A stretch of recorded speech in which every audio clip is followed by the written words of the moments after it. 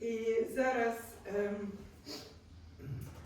I have a great pleasure to introduce our first speaker from Ukraine, from Ivan Franko National University of Lviv, Professor Oksana Dzera, яка є head of the Department of Translation Studies and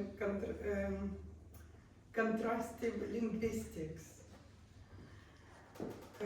I would like to just briefly note that this department was established in 1998 as a separate unit within the Faculty of Foreign Languages and was named in honor of Grigory Kocher, an eminent Ukrainian translator and culture scholar. The department was founded and first led by Professor Roksolana Zorivchak, who was a Vera's dear friend. And Pani Oksana will explore the remarkable contributions of these two outstanding women who played a fundamental role in promoting Ukrainian literature internationally. So, будь ласка, Pani Oksana, прошу вас. Дякую. Thank you. Can I share my screen? Yes. You can see it full screen. Dear colleagues, it's a great honor to speak at this symposium and to express my sincere gratitude for the opportunity to commemorate Vera, a remarkable translator, scholar, and, as he mentioned, a dear and lasting friend of our Grigory Kocher Department of Translation Studies and Contrastive Linguistics. A connection with our academic community was both professional and deeply personal, and it continues to shape our work, our values, and our sense of mission as translators and scholars.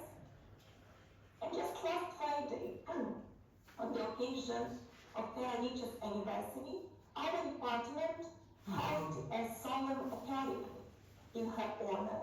It was a particularly important event for us, and we were delighted to welcome Dr. Alan Flowers, who presented awards to the winners of our Students' Poetic Translation Contest. Dedicated to Vera's legacy. And the celebration also included a performance staged by our students. They staged the Great Ball by Roksolana in Vera's translation, which is a powerful reminder of her excellence as translator and her courage in bringing profoundly complex and politically sensitive Ukrainian texts to the English-speaking audience. Oksana Dzera,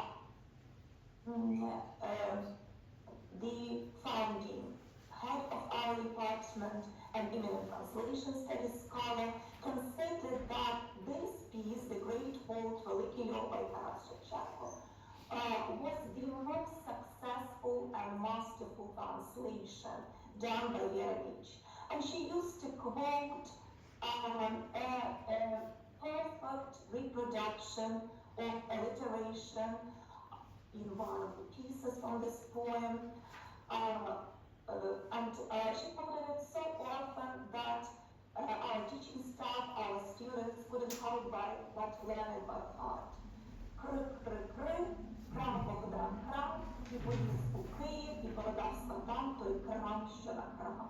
Крик-крик-крик, Богдан pricked crops and carried to Kyiv and sold to cooks the crops he pricked. This is Vera's translation. And this leads me to the topic of my presentation, the professional and personal ties united these remarkable women, Vera and Roksolana Dzera. Their dialect, intellectual, cultural, deeply humane, offers a unique perspective on translation as a form of cultural service and moral commitment. It all started in 1957 when the London-based quarterly The Ukrainian Review, right after the article titled Moscow Aggression in the Middle East, translation of Franko's prologue to his poem Moses, translated by Vera. And this marked the beginning of her distinguished career as a translator of Ukrainian and other Slavic languages.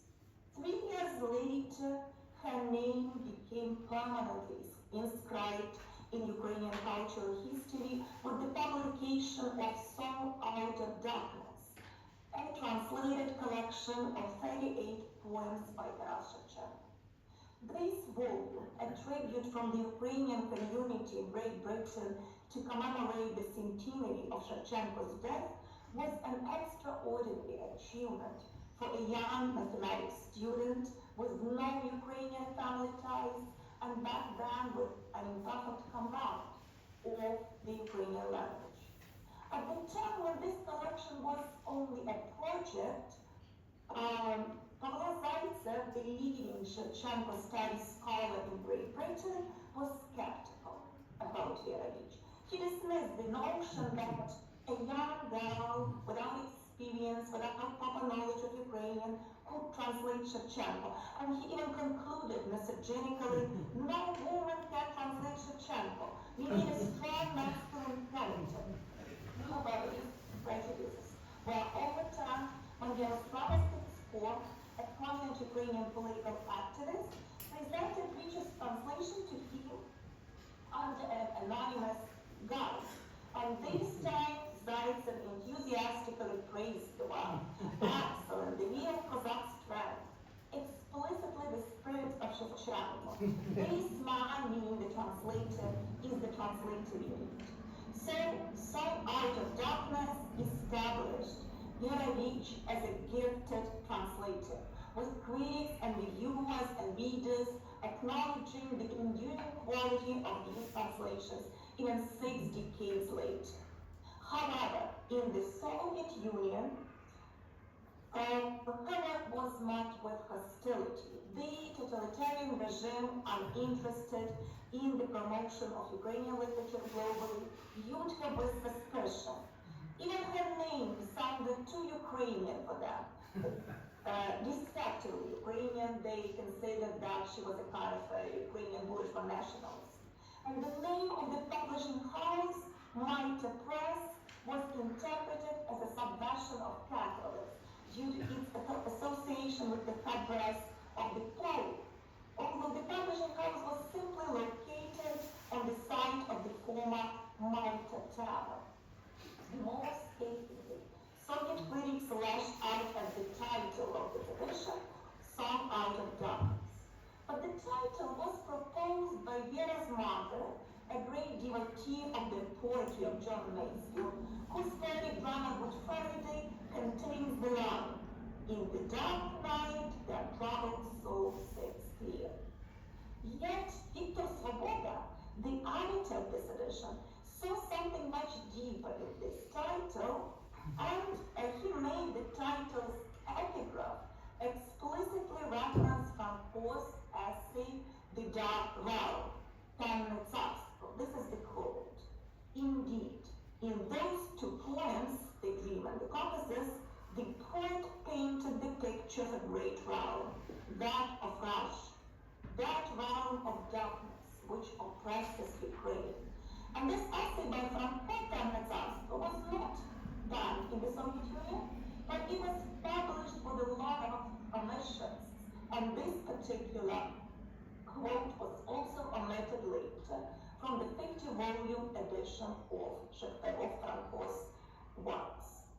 But we must admit that 2 introductory articles, the endnotes to this edition, made Shevchenko's anti-colonial and even anti-Russian narrative accessible to the foreign readers. Here you can see some quotes. For instance, Matthews, in his introductory article, wrote that the long history of Ukraine has been an abnormal history of repeated annexation. And Viktor Svoboda, in his introduction, wrote about the Caucasus. It is hardly possible to find a more passionate, scathing or damning invective against Russian colonialism and military imperialism. And besides, this edition included some poems that back then, in the 50s, early 60s, were deleted from Kobza editions. These are poems Чигирини Чигирини, The Plundered Grave, and Розрита Могила, and The Great Vault, Великий Льох. So Vera publicly translated these poems, though they were not welcome in the Soviet Union. And in the endnotes to this edition, she explained the reasons for this ban. A year after the publication of Strong Out of Darkness, Literaturna Ukraina, the official organ of Writers' Union of the Ukrainian Soviet Socialist Republic, published a review, extremely critical review, titled Shevchenko in London's Mob. Here you have one quote from this edition. From the title, through introductory articles, prefaces, up to the endnotes, everything is sewn with a black thread. Intentional attempts to use the name and works of Shevchenko for anti-Soviet propaganda and support the views of the discredited Ukrainian bourgeois nationalists. The critique published in Literaturna Ukraina was particularly insidious because it was authored by John Vera, a Canadian of Ukrainian origin, who was himself a skilled translator of Shevchenko's text. Roksolana Zorivchak, in her later analysis, suspected that John Vera branded his fellow translators hostile out of a spirit of petty rivalry. As the same year, he published his own translated collection of Shevchenko's poetry. Yet Roksolana Dzera also so much deeper reasons for this criticism. By selecting a member of the diaspora to pen this review, Soviet authorities created a false impression of objectivity, as though the condemnation of this edition came not from the ideological machinery of the Soviet Union, but from within the diaspora community itself. And this publication started the official censure, the official condemnation of Vera in the Soviet Union, which lasted until 1991, when the first positive article about Vera was published in the same Literaturna Ukraina. But already in the 60s, there was one scholar who dared to defend and analyze Rich's translation, and it was Oksana Dzera. In 1976, she defended her dissertation thesis titled Phraseology of the Writer as a Problem of Translation, a case study of Shevchenko's verses into English, where she devoted a significant attention to Rich's work. Sometime later, she published this dissertation as a book, The Phraseological Unit, as a translation studies guide. And she analyzes Vera Rich's translation in her most seminal monograph, Realia and Translation, published in the late Soviet period. But they began a correspondence already in the late 60s, a correspondence that would blossom into a lifelong friendship and professional partnership.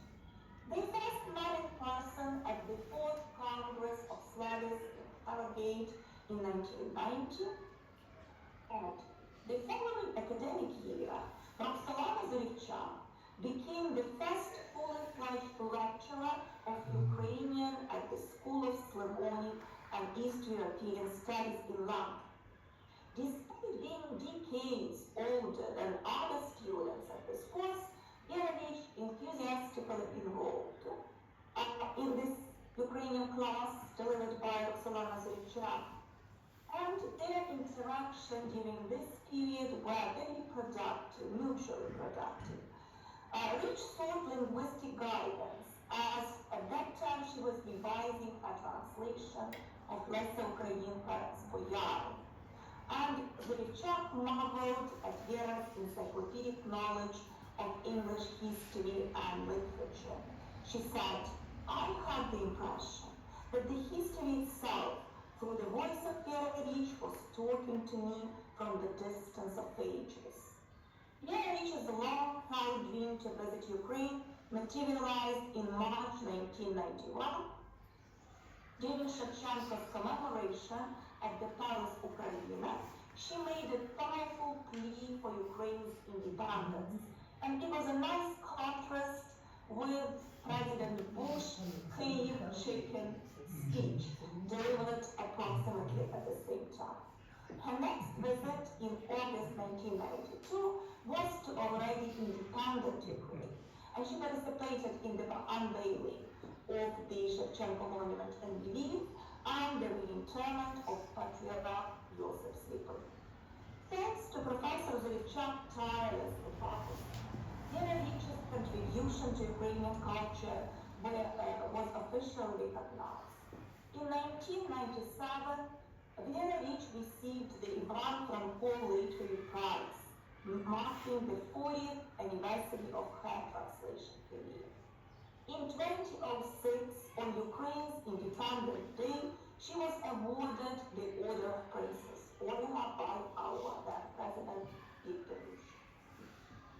In 2008, Roksolana Dzera, under her editorial supervision, Ministerstvo Publishers released a bilingual edition of Oksana featuring 94 Shevchenko poems alongside Vera's translation. And this was followed by a monolingual translation edition in 2013, which included some previously unpublished translations.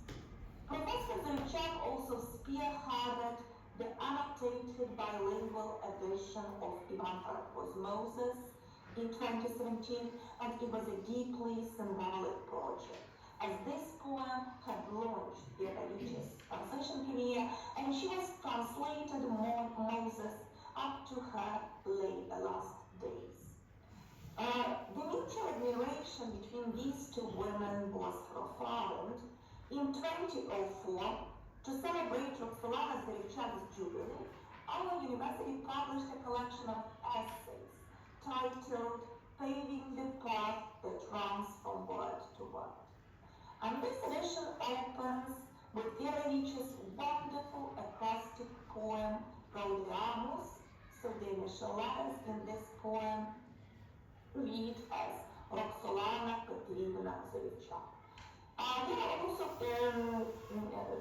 included in this collection a reflective essay, Song Out of Darkness Revisited, a comprehensive self-analysis of her first collection of translation.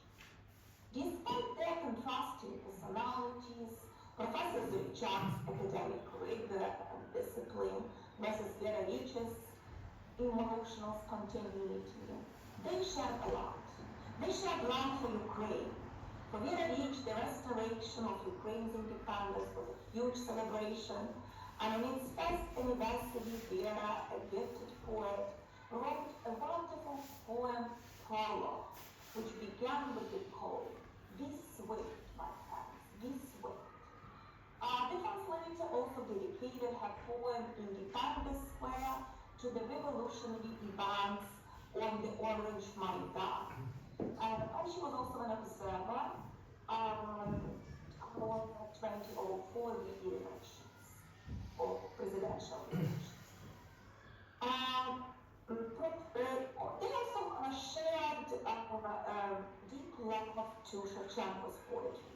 Professor Zorivchak, who knew most of Observer by heart, was especially fond of the Caucasus with the famous exhortation, "Battle on and win the battle.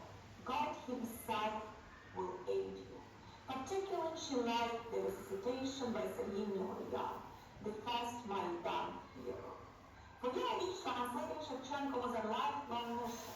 Even her mother became a Shevchenko enthusiast, quoting his verses during household chores. Vera wrote, "Mama quoted pictures she gets. Hallelujah during the spring cleaning, they tear the walls down. Shikharim, while weeding the garden. Who has grown and choked our freedom down?" Vera's translation of the Caucasus has gone down in the history of the United States, as its 8 lines are engraved on the granite stela of the Zorivchak Memorial in Washington. Our soul shall never perish, freedom knows no dying, and the greedy cannot harvest fields where seas are lying, cannot bind the living spirit, nor the living word, cannot smudge the sacred glory of the Almighty Lord. Roksolana Dzera took great care in choosing a researcher who could truly understand their age, and the chosen one was Hanna Kosi, who fulfilled Roksolana Petrovna's dream. She wrote and brilliantly defended her dissertation on Vera, and in 2011 published the monograph, Vera, a creative portrait of a translator. And the flyer of this monograph, there is Vera's quote: "Eternity. At my age, eternity is very close, but I still have so much to do before I meet the heavenly angel and Saint Peter. I have one recurring nightmare. In heaven I will have to answer not only before the host of angels for my earthly sins, but also before the authors I have translated, and those I did not have time to translate." When Zorivchak passed away on December 20, 2009, only with her wishes, some of her ashes were interred at the Cossack cemetery in Kharkiv. Her gravestone bears a portrait of her in the embroidered shirt, along with the poignant lines from Shevchenko's "Мне однаково" in Ukrainian and in Zorivchak's translation. But it does touch me deep. If names, evil rogues, surround our Ukraine asleep, and only the flames let her planted wake again, that touches me with deepest pain. Through the enduring bond between Zorivchak and Oksana Dzera, Ukrainian literature found both a voice and an advocate in the world. Their tireless work ensures that the works of Shevchenko, Franko, Ukrainian, and many others continue to resonate far beyond Ukraine's border, inspiring future generations to cherish and defend their cultural heritage. Thank you for your attention.